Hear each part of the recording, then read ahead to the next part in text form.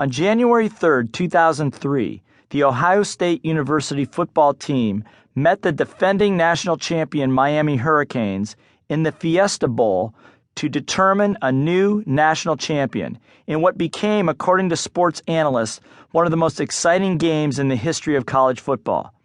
And while this introductory story is about two specific football teams, it could be about any two teams in sports. It could be the Boston Red Sox in the ninth inning of the fourth game of the 2004 American League Championship Series, in which, being down 3-0 to the New York Yankees, embarked on an unprecedented comeback to defeat the Yankees in the series and go on to win the World Series of Baseball.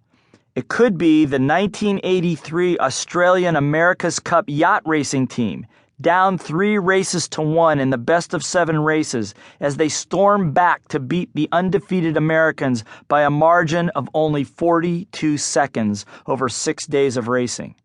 It could be the group of amateur hockey players that comprised the U.S. Olympic hockey team that went on to beat the heavily favored world champion Soviet team in the 1980 Winter Olympics and ultimately win the gold medal.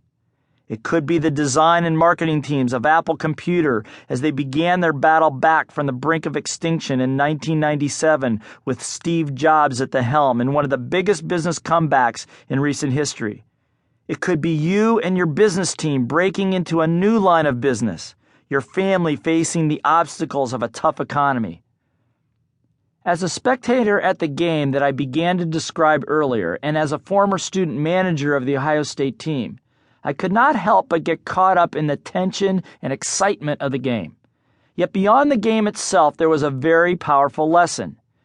There is one thing that the winners in each of these situations have in common, as you shall see. Let me describe the scene briefly. Two great teams had taken to the playing field. The energy was incredibly high. The prognosticators had made their predictions. The crowd was on the edge of their seats. For weeks, every fan had known that the season was leading up to this clash of titans.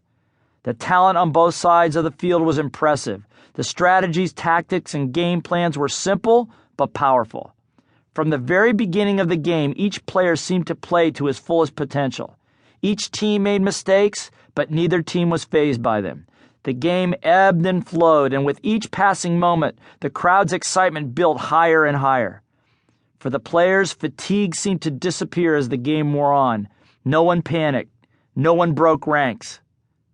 The years of practice, discipline, and focus came down to the waning moments of the game. Who was going to win? The favored defending champions or the scrappy underdogs? The teams battled to a tie. The game went into overtime. Both of them scored, and then went into a second overtime.